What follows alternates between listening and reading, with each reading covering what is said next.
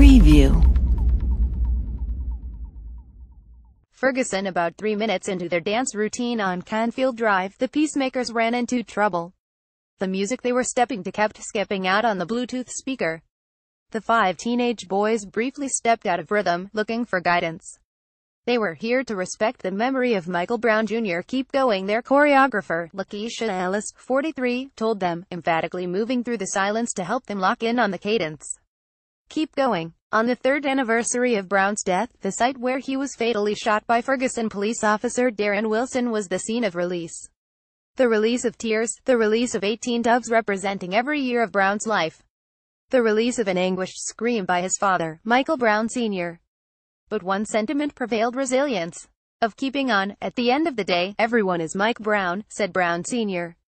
Moving forward, if everyone showed a whole lot of love and support, they move forward with positive energy. About 100 people gathered Tuesday on Canfield Drive, the site of the shooting that killed Michael Brown on August 9, 2014.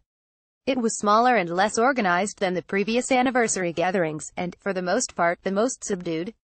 Organizers said the smaller showing represented Brown's true blue supporters. At one point, Mikel Brown, 4, later rose at her brother's makeshift memorial on Canfield, the scene where his body lay in the street.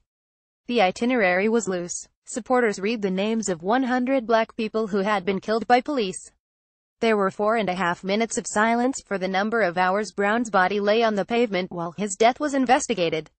A planned march to Forest Wood Park was cancelled. A few dozen people drove there instead from the gathering on Canfield. Many stopped to demonstrate briefly outside Ferguson Market Liquor, the shop on West Florissant Avenue, from which Michael Brown had grabbed a box of cigarillos and exited without paying, shortly before his encounter with Wilson. Anger briefly spilled over next door at McDonald's, when several arguments and shoving matches broke out between Brown family supporters and the store manager, who objected to people parking there, and a customer who complained about foul language. Police responded, and the restaurant was closed. No one was injured or arrested. On Tuesday night, more than 24 people gathered to rebuild a makeshift memorial in the spot where Brown died. "We can never forget this," Meldon Moffett said to the group of area residents and community activists on Canfield Drive in the Canfield Green apartment complex.